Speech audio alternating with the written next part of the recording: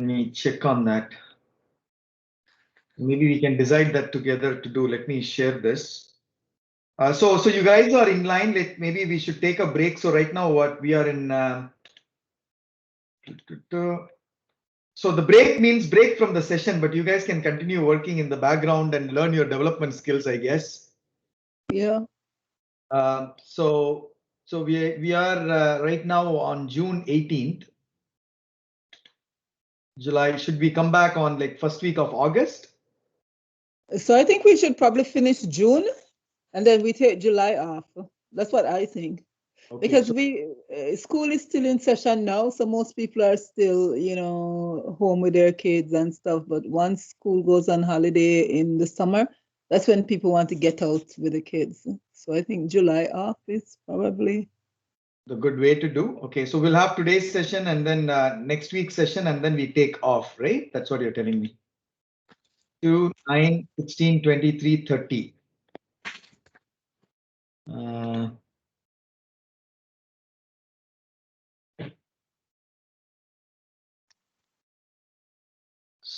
So how do I actually see this? Okay, so we are in June, so we'll keep this. Let's say July. We go to July.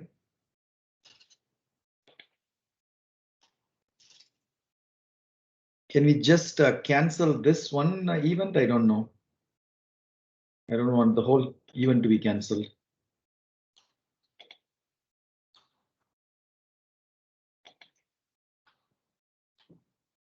But you sure you don't want to wait until there are more people here, Kara, to ask?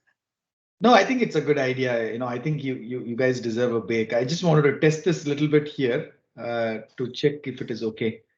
Just give me a second.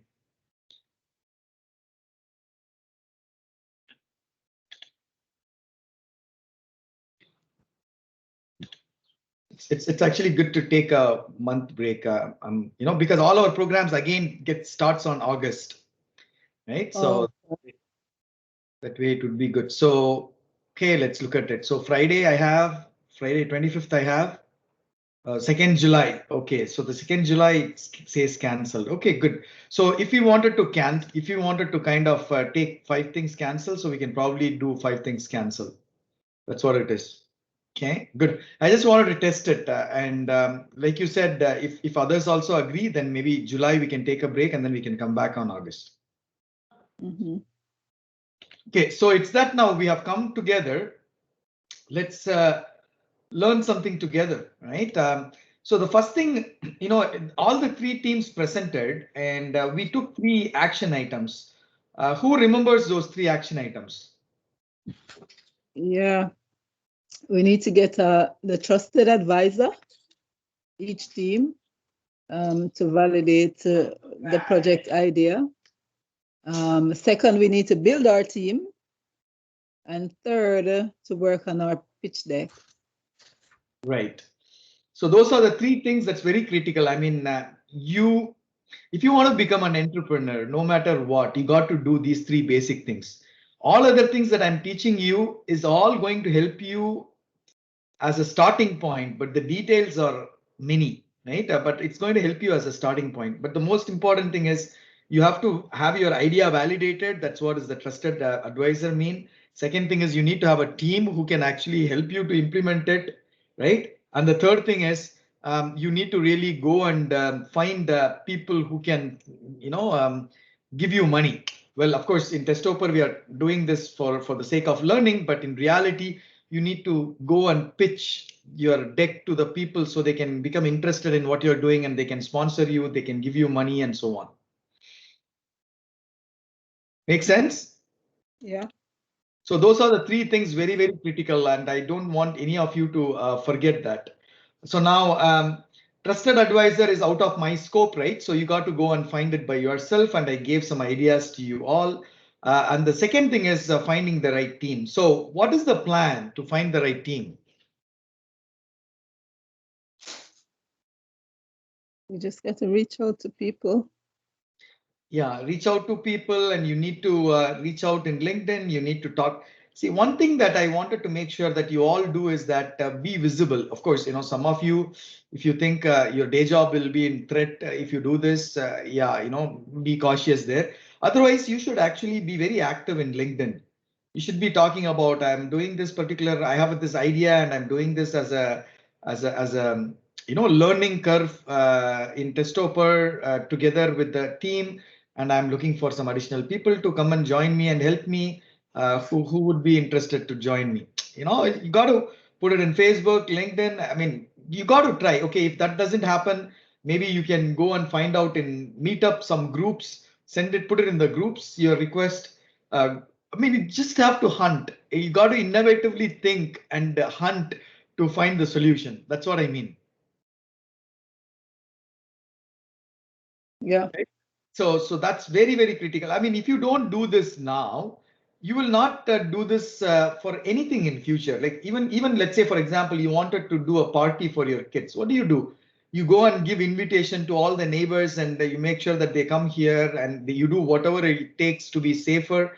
That party, the party is safer for the people to come, and entertaining, right? So you make sure that happens for the people to come, and then so that next time when you invite them, they will come. So now if you invite someone and then they all come home, and you basically give them a couple of glasses of water and sit with them, watch TV, and then send them back, they will never come back. You see what I mean?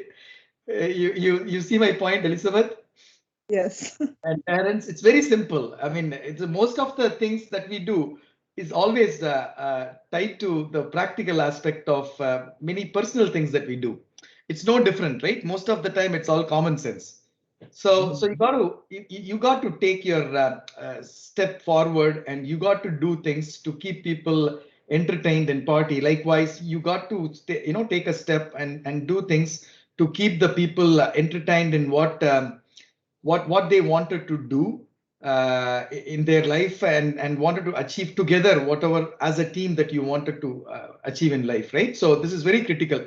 Remember this. Here I can help you in the sense that you guys can start creating a post and send it to me. Take that as an action point. I can review it and I can modify and give it to you so that you can make a post in your LinkedIn, Facebook, whatever is required, right? And see if anyone is responding. I mean, there will be someone who wants to help you guys. The world is not only full of people, bad people, right? There are some good people too. There are some neutral people too. Someone will come and try to help us, and you will build relationship with them, and life moves on, and you continue, right? And someone will come and again leave you and go, but someone else will come and life moves on, and you continue. So this is what it is. If you wanted to achieve your destination, you need to just find ways whatever that is available for you to reach your destination. If you don't find ways, and if you don't start walking, you will never reach destination. You will always stay in the starting point where you are. Just remember that. Okay. All right. So it's that now. I will take an action point. Maybe I recommend that you guys start doing some write-ups, all the three teams, about the project that you're doing. Whatever you presented, do a simple write-up, a paragraph or whatever that you're doing, and what help that you need, and then go public and ask help. Nothing wrong in that. So this is different from our pitch deck. Yeah, pitch deck is like you're going and pitching it in front of investors. Okay. So this you just want a summary of what's something to attract team members. Attract the people to join your team. Okay.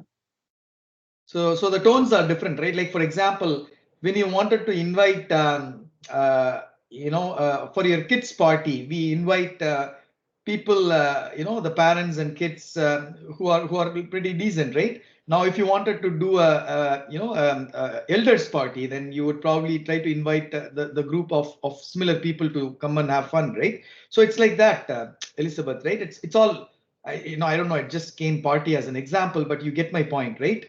Yes. So you got to really tune your stuff in a way that what do you want it to achieve, right? You don't need everything what is required in the pitch deck for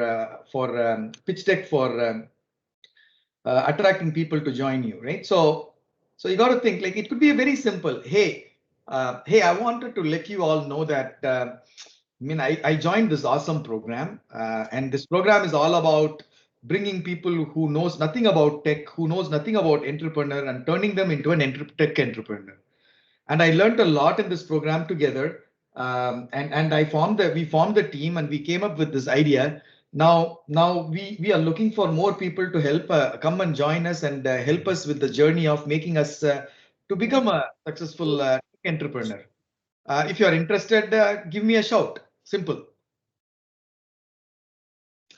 So now what happens in this? It's not only about you asking people to join you, it's about showing yourself, expressing yourself that you want to become something, you wanted to learn something, and you wanted to achieve something in your life. Like it's more than you asking someone to join, you are expressing yourself. And trust me, uh, it's like this, right? You wanted to find a friend for you, you got to really approach and get your friend, right? You need to express yourself. If you don't do, someone else will express and take that, make friends with them and move away, go away, right? So this is the reality. You got to express yourself, and you got to be forefront of what you wanted.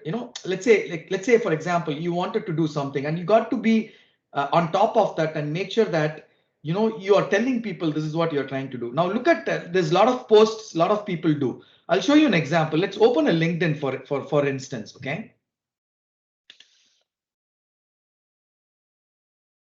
if I can give you an example. Oops.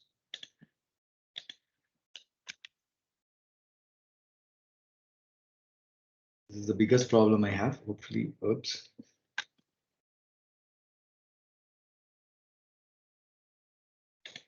Oops. Okay. So let's take, for example, just take something, right? Okay, take this person, Gayatri Vaitishwaran. So what is she doing here? She's trying to say a heartfelt thank you for everyone who has been kind enough to set aside time to e-meet, chat with me, and support me in my job search journey in Canada. I will always be grateful to you, and I look forward to stay in touch with you. As I complete my first week at Intact, I'm super excited to my future at such an amazing company and a great team. She posted this. Why should she do this? Ask yourself question. To express herself. Yeah, one thing is obviously the message is clear. She wants to thank people who helped her to get the job. That's okay. And the second thing is she's promoting the company that she's got a job. And more than all these things, she's promoting herself and letting others know I have a job. Mm-hmm. So she's expressing this, right? And take another example. Let's say.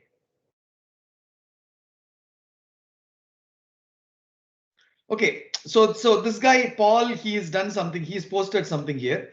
Korea and India are vital markets for Queensland, and the Premier announced today that we have two great new commissioners for those markets. In Korea, Ryan Free will head to this. Ryan grew up, blah blah blah, and he introduced something and he did something. This Paul guy. Okay. Now someone Abhinav, who is part of this, I think, right? He says, thanks, Paul, for the warm welcome. I'm lucky to get an opportunity to be part of such dynamic organization. What are these guys trying to do? Promote the organization. Yeah, to let others know what they're doing. I mean, what is the need for them to really tell this? Think about it practically. Okay, he got a job, Just go and do the job. No, why do you post it in LinkedIn? You see what I mean? You get my picture. Yeah. Right. And take for example, my posts, for example, right? What I do.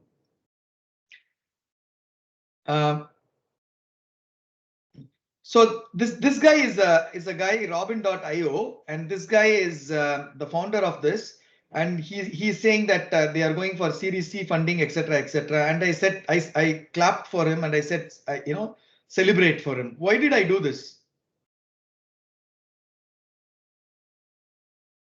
Because when someone posts, they always go and look at who are all have said them thanks and comment. So at least he will look at me that he knows me as a person and he remembers me. Someone clapped him for his achievement. And in future, if there is anything that I wanted to work with him, it becomes easy.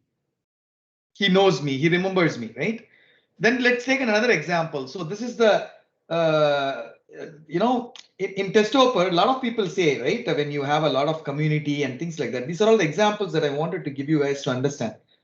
So when we started the Testoper community, a lot of people said, you know, why should people come and join Testoper community and learn? They should have some tangible benefit.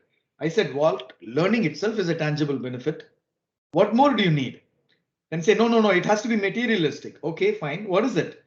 If we if you do a recruitment drive, and a lot of people will come and join that recruitment drive, and they will get a, you know, they will probably, appear for an interview. If they are good enough, they will get a job. So if we do a recruitment drive, it's going to help. Then I said, okay. Then I went to my company. I said, hey, I wanted your help to do a recruitment drive through Testoper to recruit 10 or 15 people. At least collect the resumes and have them to go through a couple of interviews. And if they are good enough, we will recruit them. And Testoper community, what it requires is a recruitment drive. So it can show to the people that people who come here not only learn, but also they have an opportunity to get interviewed. And if they are good enough, to get recruited. I said, okay, fine, and let's do this. So we just came up on Wednesday, this idea, and we posted this. Now, when I posted this, so Anas from Brampton, he says tech recruitment opportunity in Brampton. And he reshared this. Why? Okay, I shared this because I want Testoper community to grow, brand visibility, and people in Testoper community should get benefited, right? And Anas reshared this. Why? Think about it. He is an economic development and foreign direct investment guy, and he's a Brampton person.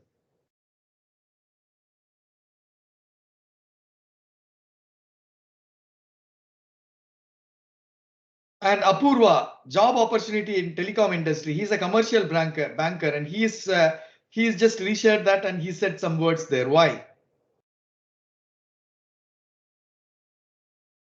And there is someone called Tech Talent Accelerator. They said, please consider this opportunity. They reshared that. Why? Just think about it. So when you ask all these why, you will get an answer. So as an example, Anas shared this because he's working in Brampton. He's a foreign director investment. Any foreign companies trying to come and recruit talent in the Brampton, he's very happy about, and he wants to promote it.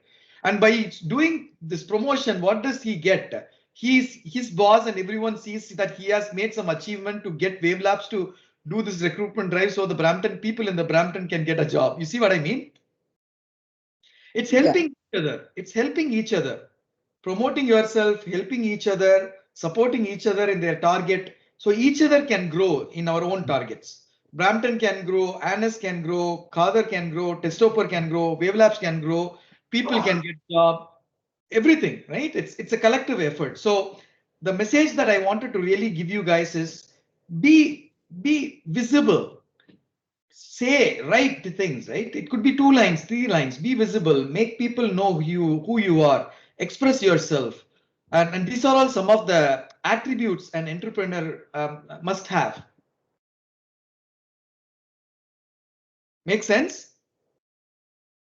Yes. So let's look at some new posts, just to give you an example. You will see a lot of funny posts, right?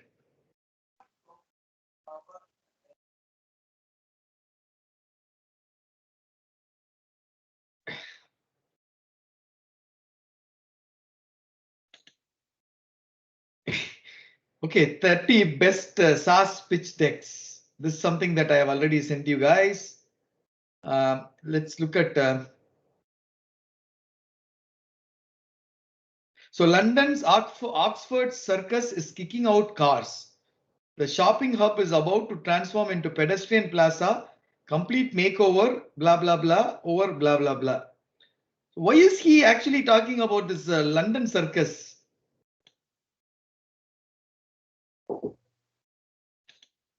Who is he? He's a founder and chairman. He is in Canada, right? And he is a founder and chairman of something, 880 cities. Canada, a non-profit international outlook. We promote walking, bicycling activities. See the connection? So he promoted an activity in London, right? Where they are trying to, I think it's London, Canada, right? They're trying to, convert the mall into like a walking mall, and why he was promoting that, because he is very keen. He's running a non-profit organization which promotes walking and bicycling as activities. See, there is a connection. So that is what I'm talking about, right? As a practical example, if you want to become an entrepreneur and you wanted to do something in your life, whatever that you wanted to do in your life, you should be visible, and you should be, commenting on posts that is relevant to you, writing your own posts, and try to get and grab what you need for yourself rather than you waiting for the things to come to you. Nothing comes to you. Trust me, in my last 23 years of my professional career, nothing comes to us by itself. We have to go and grab it. That's the only way. And this is the reality. Okay. Any questions? Make sense? You guys learned something from that LinkedIn posts? Yes, Carter, that makes sense. Yep, Okay. very helpful. Yes. All right, please become visible, right? You are a small kid, doesn't matter, right? Big, elderly person, older person, doesn't matter, right? Just be okay. So good. So let's do a quick recap. It's that we are here. I just wanted to spend a little bit more time. So we kind of finished this foundational elements, and you can always go back all the sessions that we have done, or just go through the slides that we have gone through. And you learned a lot of things. You tried to develop some of the key personal attributes, and you learned a lot of things that are required to create a business case plan, right? So business case, and we also have some example tools of the business case inside the tools framework that we went through. And when I went through this business case template, the idea of me going through in the previous session is to help you realize that whatever the base foundational elements that you learned, it's nothing but this is what you have in one or other way spinned in different ways within that business plan, right? So that was the kind of a conclusion that we arrived after learning the foundational element. Now we are jumping into what we call it as a product management life cycle. So the second chapter of this session. And like Elizabeth and team said, right, this week's session and next week's session we will have, and I will try to at least complete these three sections, right? Concept, feasibility, and definition. And then we can take a break, and when we come back, we can start looking at development and launch portion of it. Okay. So now, as an overall picture, what is product management lifecycle? It is nothing but allows you to go through different stages from the starting of the idea that you have of a product all the way to deploying it and keeping it running, and then making more additional features and making more money out of that product as long as that product is available in the market. That's what is the product management lifecycle is all about. And it has three major phases. The first one is the planning phase, which has concept, feasibility, and definition. And then product introduction phase, the actual development of the product, and then you launch it. And then post-launch management is the strategic and tactical management. This is what we learned in our previous session. Then what we did was we tried to understand the details of each of these. Okay, within the product planning, what is a concept? Concept is nothing but this is the phase where the ideas are generated and screened. Right? And then the second one is the feasibility, where the ideas are qualified in greater detail. So the real sense of the business you create out of that concept. And definition is you will define the product so it can be developed and tracked. The performance of the product can be tracked, right? So that's what is the definition is all about. So let's stick to this, right? And then the product introduction is actual development, launched, and post launches. After product is launched, you keep optimizing it, adding new features, and keep your business running and keep the money coming in, right? And you keep earning. That's what is the post-launch product management is all about. So now in the in the new product planning, we learned the concept phase, right? Before we started learning about the foundational elements. So I'll give a little bit of refresher on what is the concept phase. So the concept phase is all about coming up with an idea and asking yourself few questions and make sure in the end you have the right idea that you wanted to pursue. This is what the concept was all about. And we went through this together. Now you all three teams have an idea that you wanted to pursue, right? So that means you basically have answered your question, what problem that you are trying to solve, to whom you are trying to solve, whatever you're trying to stall, is it really going to help others and others see the value in it and they buy from you? And if they buy from you, how much are you going to make? And is it which market segment you're going to address? Who are all are going to be your competitors? And am I trying to grab the customers from the competitors, or am I going to discover the new customers to use my product, right? And in order for me to do these products, do I have enough resources? That's why I told you the second action point: go and hunt resources to start the next phases. Do I have enough money? Even though I trained you about money, money is not a major factor in this community right now because we are all volunteers and learning together by doing this. But still, you need to understand, about what are all the different aspects of the money that is involved in building and becoming an entrepreneur.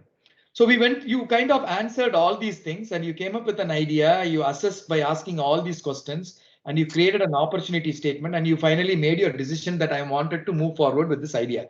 This is what you did so far, right? And then when I started explaining about all these things, you started asking me, what is a business case, right? What is product positioning? So then I thought, okay, it's very important that before I jump into the next phase, it's important I need to train you guys on the foundational elements. So I trained you all on the foundational elements that is required for you to become successful. Now we can jump into the next phase, right? Which is the feasibility phase. So the feasibility phase is what? It is nothing but ideas are qualified in greater detail. What does it mean? Okay, you had an idea. Now you have an idea. Now you need to qualify in greater detail. But now I will give you a very high level picture. This phase will not be that important for you guys now, but at least understand what it is. It is something that we have already covered it, but I'm going to, I would say, officially put it on statement what feasibility phase is. It's nothing but, take the idea, whatever that you qualified, try to build on that idea and try to find more details on that idea and build a business case. That's what it is, right? You already know what the business case is. We already went through, right? The competition, technology, marketing plan, sales plan, support plan, all these different things that you need to think through, multiple things that you need to think through, and you need to create a business case template, right? So that's what it is. The first output of the feasibility phase is the business template. The output of concept phase is the opportunity statement. But in this case, the output of feasibility phase is the business case template. And business case consists of everything almost, right? Inside business case, you can have a marketing plan, and you can also develop a detailed marketing plan as a separate document. Inside the business case, you can have a high level requirement, or you can create a separate big document for your product requirement. And then the third one is the post launch plan. Okay, after I build this, how do I launch it? Who will, which platform do I launch it? And a lot of things that you need to think about even from the launch point of view. But launch is not going to be too detailed in the feasibility phase, but at least you need to start thinking, okay, do I launch this, my product in the Amazon cloud, or do I give it to some sales rep to take this product and go and sell it for me door to door? Or do I put it in the Amazon? What is my launch plan? What kind of a pricing that I would do, right? Even pricing will come inside the business case, but all the three things here can also be inside the business case. But these three things, you can define it as also as a detailed document as well, in addition to the business case, where in business case, you can just have a summary of these three things. So now you already know how to create a business case, right? I know you might have forgot. I will open the business case template and I'll quickly browse through. It's all something that you have already learned it in the foundational elements. The other important thing that you need to understand is the clarify roles, deliverables, and responsibilities. It's very, very important. This is something again in the foundational session we kind of talked about. So who is going to do marketing in your team? Who is going to start building the products in your team? Who is going to take care of finance in your team? You remember I was telling you in Testoper, we have 7 or 8 volunteer teams: finance, legal, programs, operations, and everything. And each of the teams has their own responsibility to really run the Testoper community. So likewise, when you are running your own company, you need to have your own departments, right? The marketing department, product development department, finance department, legal department, sales, operations, supply chain, manufacturing, and even an international deployment who wants to do the international business between Canada and other countries. So you will have a lot of teams. You will end up building all these different teams, and you will end up clarifying the roles, responsibilities, and deliverables for each of the team, so that when they deliver, you become successful in your entrepreneurship. That's what it is. So you got to really think through in a very detailed way in the feasibility phase. The concept phase is just having an idea, and deciding on idea is good enough at a very high level research, right? But in case of feasibility phase, you will go into the depth of markets, segments, market share, total addressable market share, servable addressable market share, all those things that we learned in the foundation, right? You will get into the details, bits and bytes of everything during the feasibility phase. That is what it is, right? And then you ensure that you have a team and you clarify the roles and responsibilities of each of the teams so that they can deliver. So that's your feasibility phase, okay? And with respect to the product definition phase, I'll try to cover tomorrow. It's very important. Now you have already done the concept phase and you have done the feasibility phase. Now you got to define the product. So how do you define? How do you define the requirement? How do you define the high level design, low level design? How do you track them? There are certain things that you need to really learn and follow to do that. I'll give some 1 or 2 hints around that for product definition phase. What are all the different things that you need to do? But is it clear today, at least, the difference between the product concept phase and the feasibility phase?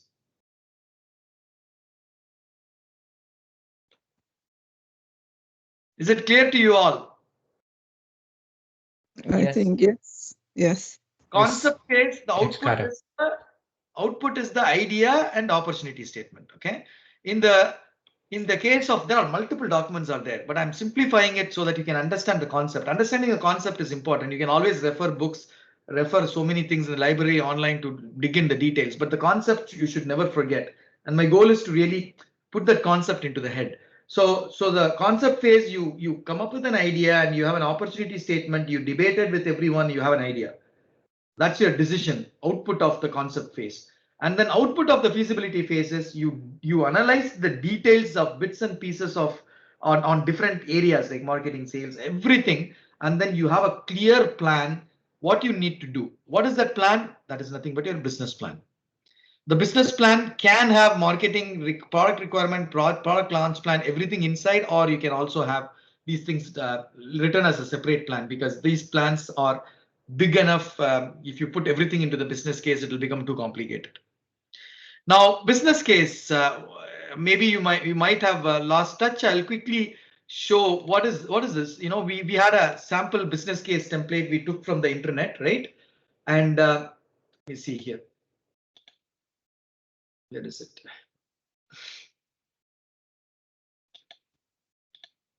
So this is the business case template that we were talking about, right? Who are all the product teams, etc., etc. Just to give you the summary of business case template. That's what I mean by, developing the details of the idea, whatever that you have. So you will start building the executive summary, like what is the purpose of your product and why you need investment. What are all the industries, market, and customer attributes that you are focusing? We talked about it. Assumptions and risk. Everything that you do, it's always going to have an assumptions and risks. Everything we talked about it in the foundational session. Then you start forecasting, right? How much money you will make every year, how much investment you need, and blah, blah, blah, when you will break even and so on. We learned about that. So this is the executive summary. So when someone looks at this one section, they will know what your product is all about and why, which market you are addressing. If you have any risks, and in one single place, he knows, okay, you are going to become profitable, I can invest on you, right? Something like that. Then he will get into the next detailed stuff. So the section 2 is about framing the case. Why you need to really do this? We talked about that, right? Why? What is the justification that you wanted to give to the investor so that he is interested in giving you money in a more detailed way? And why whatever you believe that you are trying to do is required by the market and it is aligned to the strategy that you wanted to build. And if once you say that, okay, it is aligned to the market, then you got to tell them, hey, I analyze the market. You can just go and tell them, I want to build this product. I wanted to sell 50 licenses per month, and I want to make $50. Nobody's going to give you money. You got to go and tell them, hey, this market is so big, like $100 million, and my product is addressing $100 million, and already 3 competitors are there who's making this $100 million. If I enter, I'll try to take away some money from them so I can make $1 million, $3 million, $10 million in 3 years. And that kind of a detailed analysis, competition, and everything that you need to do, which industry, which segment. So all those things are here, right? Without getting into detail. Then you got to also explain how your product is going to be. You remember I was telling you product description could be inside and it could also be a separate plan, right? Then how are you going to price that product, right? And who are all the resources are required for you to ensure that the product can be delivered? How much you forecast and financials and everything. Then you create your P&L report that we talked about, right, in the previous session, the P&Ls. Then you build all these things so the guys can look at it. And finally, you build implementation and operational plans, risks and contingency plans, and recommendations. So these are all some examples, right? You can add multiple sections into this. You can add a marketing section. You can add IT section. You can add multiple other sections if you want. But the core sections are something that I have it here. If you are able to develop this, you will be good. Now the pitch deck will have a input from here. If you think about it, right? Pitch deck will not have these details, but whatever the detailed analysis that you do here, you basically take the pointers from here and you make it in a more presentable way to the point in the pitch deck. So most of the time, what happens is the input to the pitch deck comes from the business case template. Just to make sure that you remember that. So that's what I was talking to you all about. In the feasibility phase, you do a detailed analysis after you have an idea, and then make sure that you are first convinced that this is going to be the right product that I wanted to take it to the next phase. Now, what will make you to be convinced? After you create the business plan, in a real world I'm talking about, right? After you create a business plan and then you create a pitch deck, you go and present it to the investors. At this stage only, most of the time you go and present it to the investors. And even in some cases, you build a minimum viable product in this phase. And then along with the pitch deck, you also go and show the minimum viable product with screens or some functionality that is working. So this is the time that you do that. And once you go and once you have a business case, create a pitch deck, have a demo, and then go and pitch it to the customer or investor. Even the customer can be an investor. And if they agree, hey, I like Elizabeth's pitch, and I wanted to invest money so that Elizabeth can continue building this product and then give it to me, so it's going to be useful for my company. So they'll come and give you the money, and then you get into the next phase. Theoretically, that's how it happens. Practically, same size, same shirt size does not fit all, you all know. But practically, that's what happens at this particular phase. You have a business plan, you have a pitch deck, go and pitch, you have money so that you can jump into the next phase, which is product definition phase and so on. Make sense? At a high level picture, you guys understand? Yes, got it. Yes. Awesome. And then probably next session will be a little bit more interesting for you because it will really explain you and help you to understand how do you define the requirements? How do you track the requirements? That's what is the product definition. Product definition means if you go back and look at the actual definition of the product definition, right? It's here. Products are being defined and specified so they can be developed. And then you obviously business case, you will fine tune it, and then you create a baseline. What you need to act, minimum viable product. Baseline means, in other words, minimum viable product. You don't want it to have a product definition and build the product for 5 years and then go to market and realize that the product is out of market, right? For whatever may be the reason, is competitor or even the need is not there anymore. So you do it in a more agile way, and you develop a minimum viable product, what you want to have, and then go to market, learn from it, make money, and then add feature, and you continue the journey of this product management lifecycle throughout as long as the product is in the market.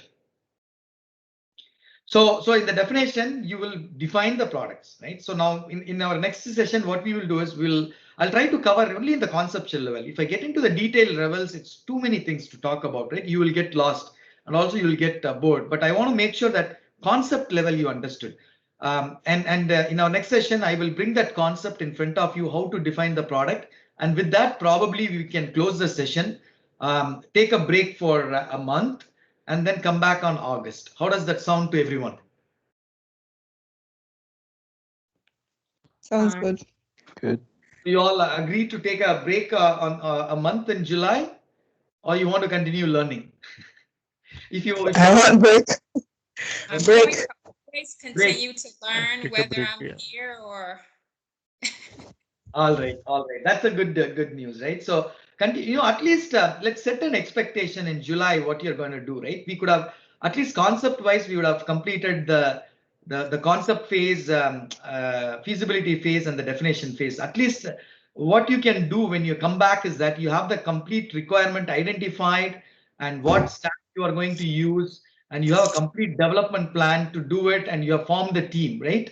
If you are able to achieve that before we come back on 1st of August, I think that would be a good achievement. Then you have a team, then we can move forward to the next step. Actual implementation has to start from August when we come back. And we'll talk about it in our next session, which would be our last session for the first half before we meet on August. Okay.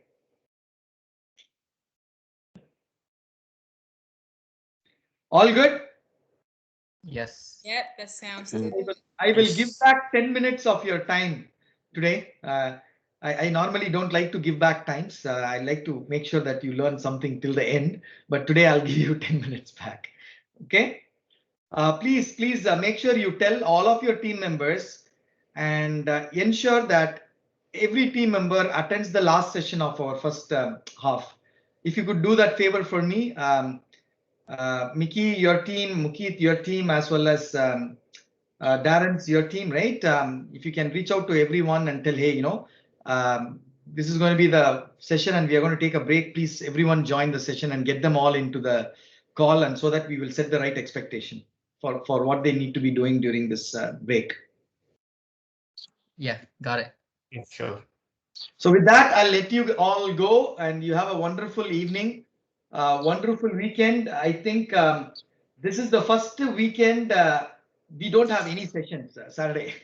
So take a break, and we'll start resuming our learning in our next Friday session. Take care. Bye-bye. Thank you. Thank you. Bye. Great. Thank you, Father. Thank you, Mickey. Thanks, brother.